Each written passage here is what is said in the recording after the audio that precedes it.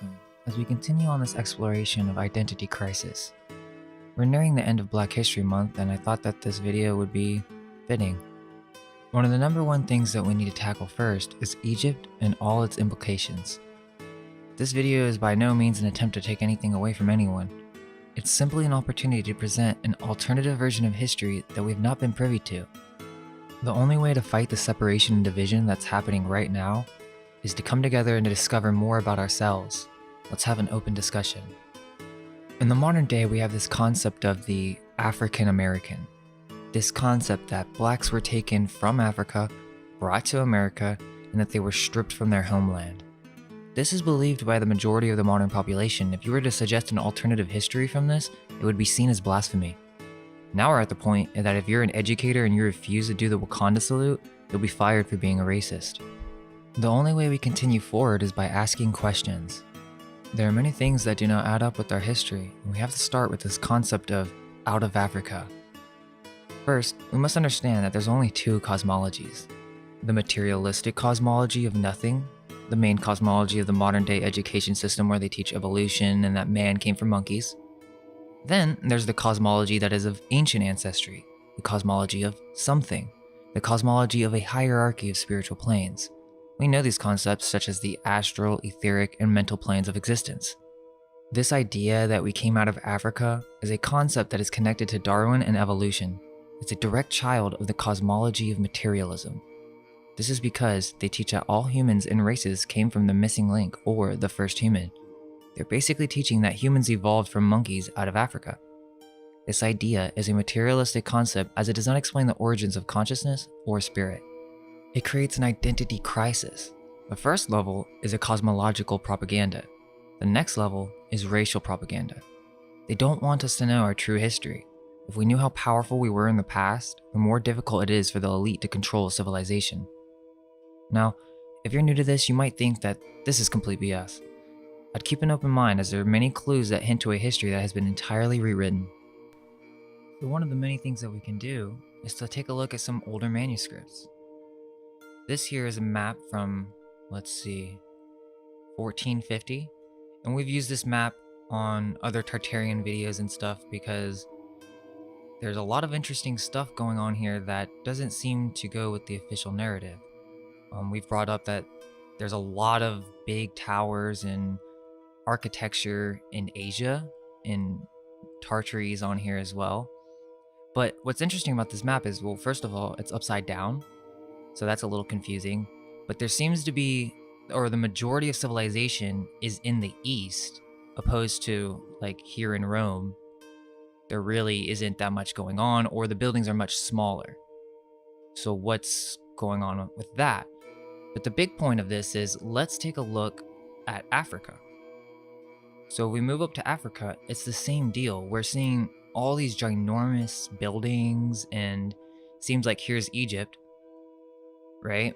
But the point is that where are all these castles?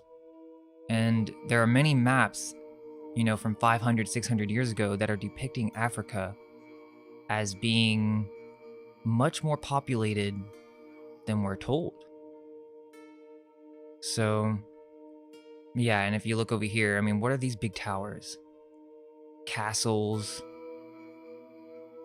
So I want to give a shout out to Autodidactic and Martin Liedtke. They really kind of put the stepping stones to really understanding a lot of this stuff. So go check them out. They have a lot of these books and links, and they kind of give their own opinions. But what we have right here is an illustration of some, what seems to be some Moorish figures that are dressed in some very interesting clothing. And see, here it goes, Africa. So this is an African. This is what the Africans looked like 500 years ago. And there were dragons. And this is not the only book that depicts dragons and other strange creatures in this area. This is really strange, not only for the costumes, but it seems that they're depicting massive cities that just doesn't really go with the timeline. And so there's really a lot to look at, but let's just look at a couple. This is Constantinople right here. Let's see. I mean, look at this. Look at these towers, domes. I mean, this looks like, honestly, something kind of futuristic. Let's see. This one's called Ormus. That's kind of weird. And again, big cities and skyscraper type buildings. But what's more interesting is that they have some African cities on here. Morocco. Okay. Let's click on this.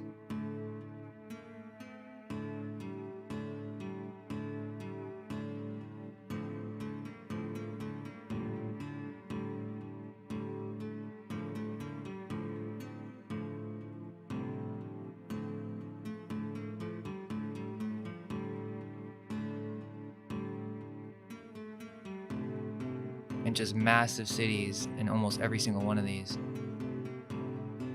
Here are some Moorish looking people and this medieval castle, big city that seems to be in the background, and all these ships. You know, it's interesting because many of these show depictions of kind of like natives, or, you know, they have some very basic gear, but then in the background, these big cities. So, what's going on? This is a really interesting one, Arzilla. And many of these books show Africa with star forts in them, cities that have walls all the way around them. This one's not obviously a star fort, but you're going to see more that makes it much more clear. And then if you look over here, it looks like that there's these two towers, whether there's some kind of etherical technology or energy producing towers. But this seems a little bit out of place outside of the city. Wonder what they're for. And then you have this thing on top of the cliff, maybe some ritual, ceremonial. And I wasn't sure exactly what these cities were, but I found another website that had a different map, slightly different. And basically, these are views of the 5 northern and western African coastal towns on one sheet. And supposedly they're from the 16th century. But again, that they want us to think, I mean, like, what's going on here? I mean, what do you mean?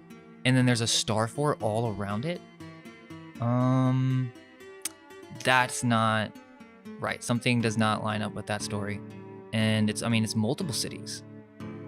This is something that was already there until the Catholics came and tried to convert these people, or whoever was left, into Christianity.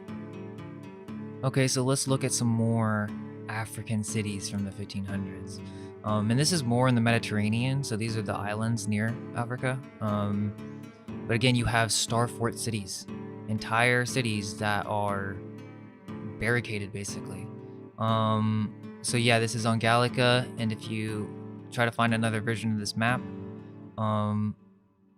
these are old depictions of the Mediterranean islands. So were they just, in the 1500s, were they just sailing everywhere and just creating these massive medieval-looking cities? And they did this all in, like, I mean, how long did it take to do this? So if we look at, you know, stuff like this and some of the older maps, it's very clear that these are just leftovers of a prior civilization. Okay, so here's another old book kind of depicting Egypt and Africa from a couple hundred years ago. So let's just go ahead and open it up. This is what they're depicting Alexandria to look like. Okay, so there's a lot of things to take from this. One, there's basically, this is a star fort. This is a huge barricaded city, and it looks pretty massive. Nothing to freak out about, I guess, but still very interesting. You know, these buildings do look a little advanced for this time, but, you know, and look at the canals, everything that's kind of going through the city. But, you know, nothing too suspicious. And here's a depiction of Cairo. So, looks massive. You see the Nile, and what I find really interesting is all these pyramids, because there are many different kind of engravings and old depictions of Egypt that have all these extra pyramids that we don't really know about today, or were they just adding those for artistic you know, aesthetic or whatever, or whether these monuments actually here and they no longer exist.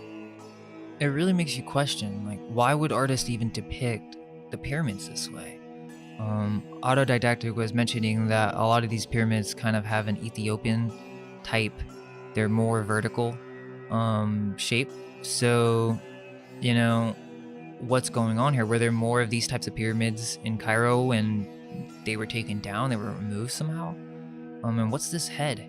What's that all about? Here's the Sphinx, and so this could just be artistic representation, but still, why are they drawing domes? Why are they drawing skyscrapers in the back? This doesn't make sense. They shouldn't have these type of buildings during this time, and definitely not in Egypt. It's also interesting that this book depicts datura, which is one of the most powerful psychedelic plants that is said in many shamanic traditions to unlock the human potential and to contribute to altered states of consciousness. And maybe the society that was here at this time took use of this plant in many of their magical rituals and ceremonies. So just kind of weird that they're depicting it here. There's also many depictions of tropical type landscapes. And if this is from 400 years ago, this is supposed to be desert. So there's a lot of trees, plants, and weird creatures. And here's Morocco, another depiction of Morocco. Big cities, different book, and still there's these skyscrapers and big towers that they shouldn't be there. So why are there multiple books showing the same thing? And here's another book that talks about Malta and depicts it again with stuff that doesn't or really shouldn't be there. So let's see if we can zoom in.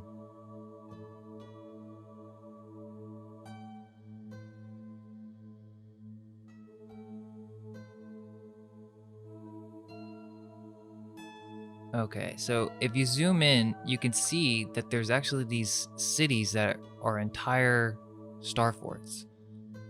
And there's multiple of them. So again, another book, completely different, another map depicting basically castles, different cities in Africa, but specifically star fort cities. It's taken a sec to load, so I might have to make some cuts, but here's the next page, and we see some Phoenician heraldry and a massive star fort city. So, and this guy has a box. Looks like they're bringing something to Malta. So, and it's very interesting because the next page, it's as if they're like trying to extract some kind of old ruins or. So this depiction is what seems to be an underground temple or huge architecture, but they're underground and they're trying to extract what's in here. Let's see if we can zoom.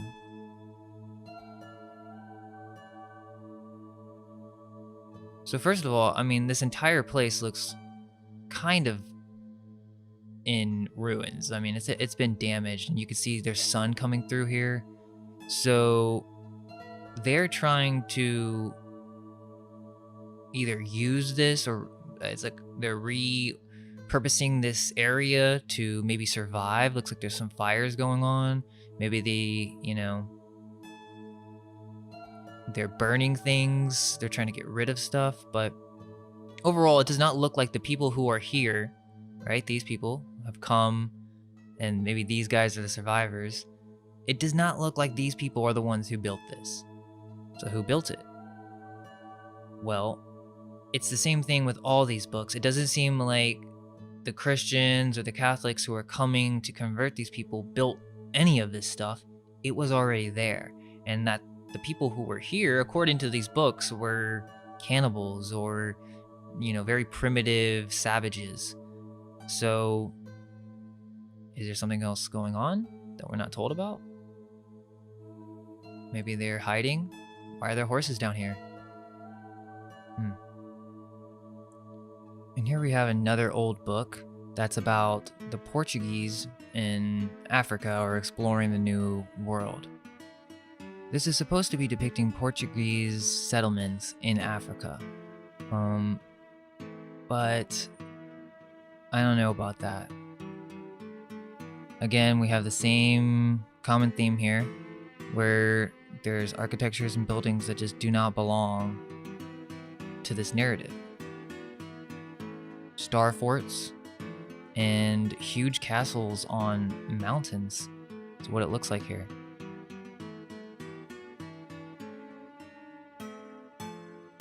You'll see a lot of this where you'll have this heraldry, this Phoenician symbols, where they're really just trying to take credit or rewrite our history with these books.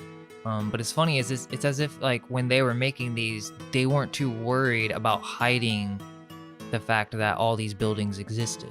It's not till in the modern day that they try to wipe all this history away.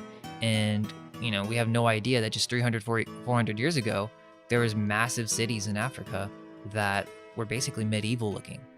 We don't know about that. That's not in history. So it really begs the question why these Phoenician or whoever wrote these books, why did they allow this information, which kind of shows a past civilization, why did they allow it to remain? Well, they just took credit for it. That's basically what they did. They just said, well, we did it. We made it. These are our cities. So, you know, this is all about discovering the new world, creating the new world. So this is the New World Order. So it seems that from the old text and the old manuscripts that depicted Africa from just 500 years ago, that there's something else going on when it comes to the history of Africa. Egyptologists in the modern day are just being gatekeepers and have no intention on discovering new facts about the history of the ancients. Another common misunderstanding is this idea that the Phoenicians came after Egypt, when really it's the other way around. Now first there needs to be a distinguishment between the early Phoenicians and the later Phoenicians. The early Phoenicians came from Atlantis, they were multicultural, and they brought the knowledge of civilization. The later Phoenicians were mostly white Catholic Jesuits who decided to conquer the world and rewrite history. This is why the history of the Phoenicians can be extremely confusing.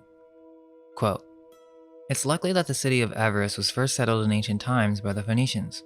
The Phoenicians had settled at Thebes from the earliest times, and since we understand that the Phoenicians to be the Aryans, as well as sun worshippers, we are most receptive to the suggestion that they were the pre-dynastic founders of Avaris and other Egyptian cities."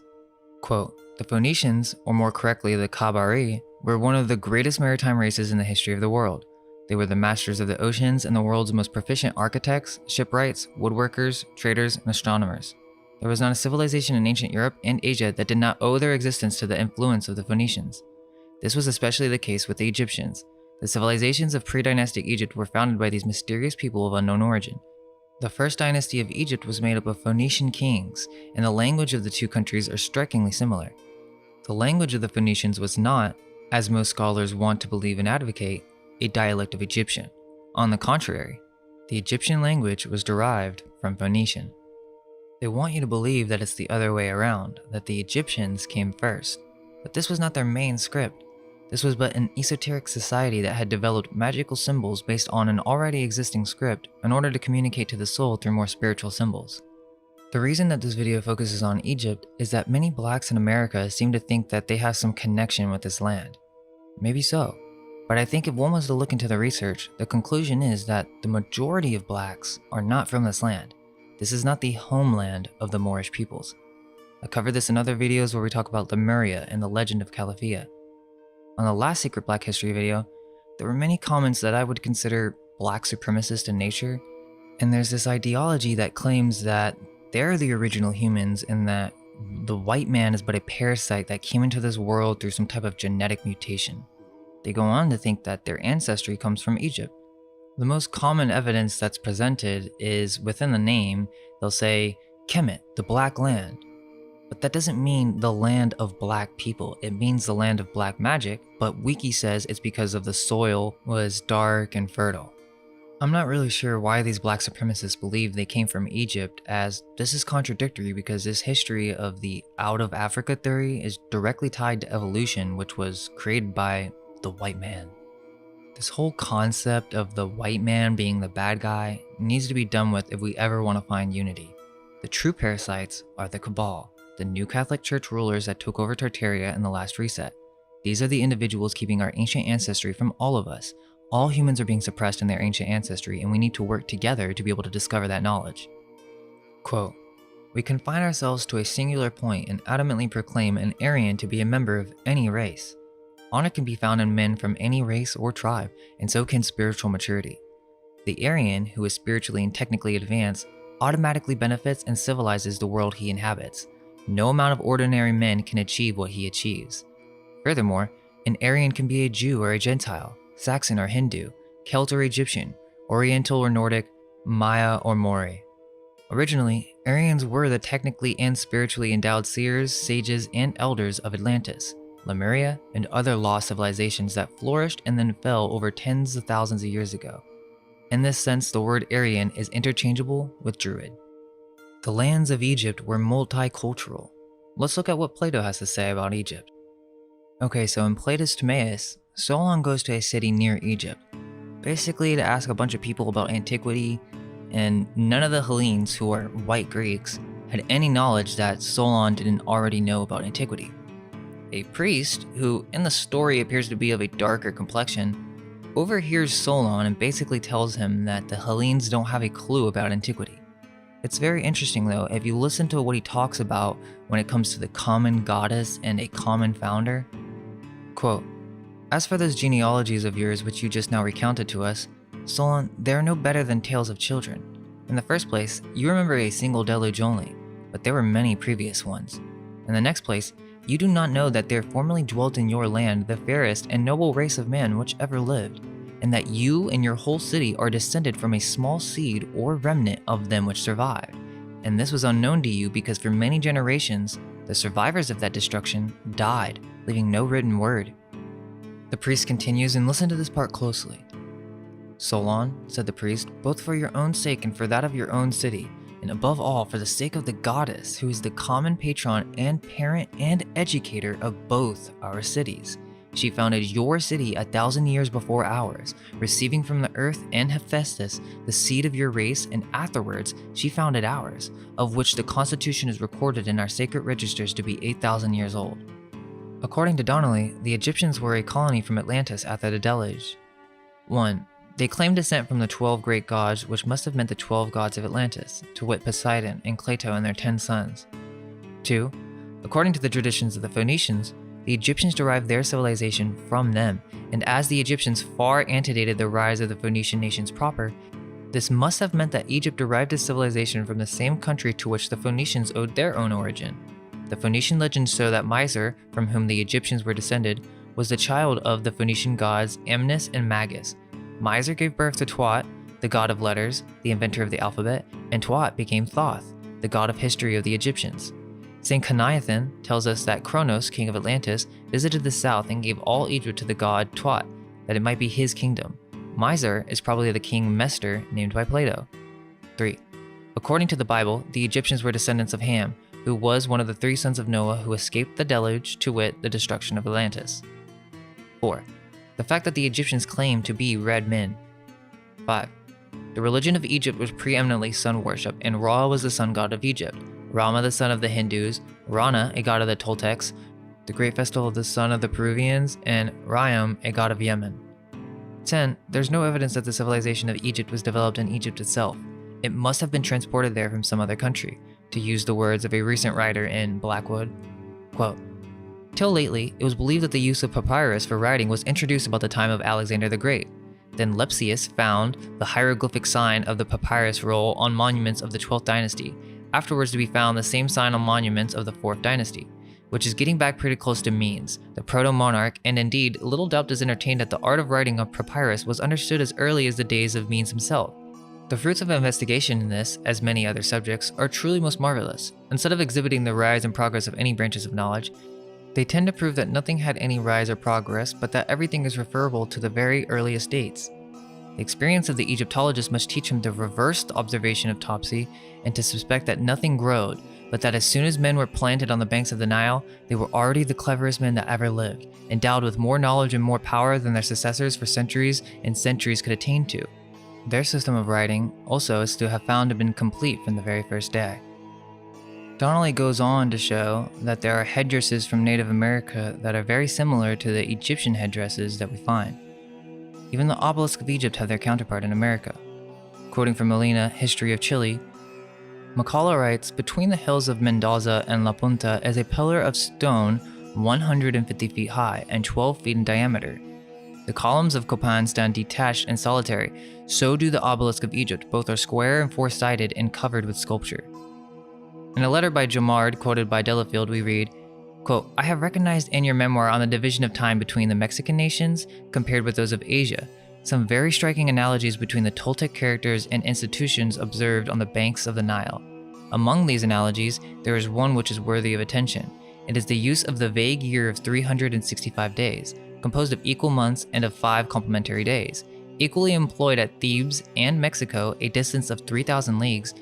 In reality, the intercalation of the Mexicans being 13 days on each cycle of 52 years comes to the same thing as that of the Julian calendar, which is 1 day in 4 years, and consequently supposes the duration of the year to be 365 days, 6 hours.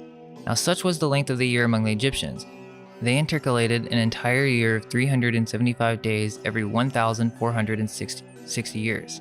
The fact of the intercalation by the Mexicans of 13 days every cycle, that is, the use of a year or 365 days in a quarter, is a proof that it was borrowed from the Egyptians or that they had a common origin.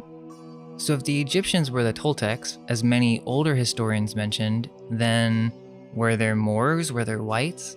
Absolutely, there was white royalty, black royalty. This was a mixed culture, and as the Egyptian priest mentions in Timaeus, they all had a common genealogy. They came from Atlantis. So where do black people come from? Check out our other Secret Black History videos if you haven't seen them. From our research, blacks and Asians used to be a single race and come from Mu or Lemuria. This is the Pacific Ring of Fire. The first blacks were not the humanoid form that we know today. The statues of Easter Island are supposed to be representations of this early humanoid form. The early Black Mongolian races were a very psychically powerful race. They mastered clairvoyance and had abilities that other races did not possess. This is before Atlantis, and is still a very spiritually premature age, very chaotic. After many ages, this land broke apart. Lemuria sank, and the remnants are the islands around the Pacific. California is one of these many islands. During Atlantis, blacks migrated to many different lands. They moved to Mexico, Northeast America, and this is during the age of Atlantis.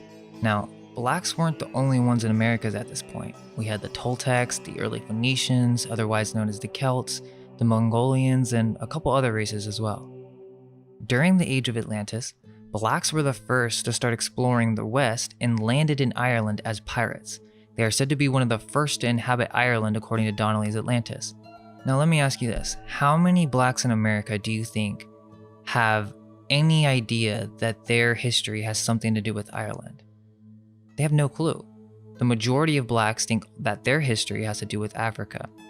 From Donnelly's Atlantis, quote, "The Fomorians were from Atlantis. They were called Fomalhaig, Fomoraic, Afraic, and Fomorag, which has been rendered into English as Fomorians. They possess ships, and the uniform representation is that they came, as the name Fomoraic Afraic indicated, from Africa. But in that day, Africa did not mean the continent of Africa, as we now understand it. Major Wilford, in the 8th volume of The Asiatic Researchers, have pointed out that Africa comes from Apar, Afar, Apara, and Aparika, terms used to signify the West, just as now we speak of the Asiatic world as the East.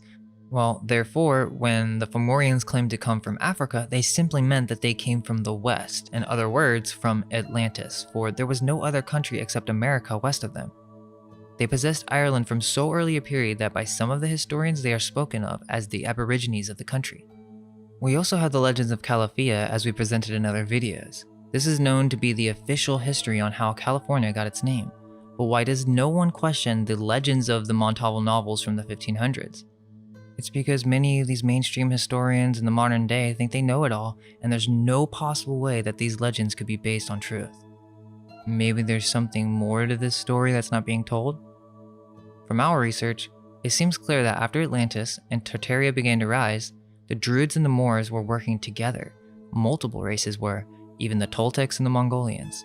This led to the creation of a new church, one that was founded upon higher spiritual philosophies and the passionate pursuit of developing the self. This explains the similarity between separated cultures around the world. There was a base system that was shared across all cultures. Being Aryan doesn't mean you're white, it just means you're a wise, noble man, regardless of race. Remember, this is about exploring identity crisis. You don't have to accept it, but we should be open to researching alternative concepts. We must continue to keep asking questions, and all we can hope is that our minds may be unveiled. Let go of everything you think to be true. Relax the mind and ask the question, do I truly understand what this reality is?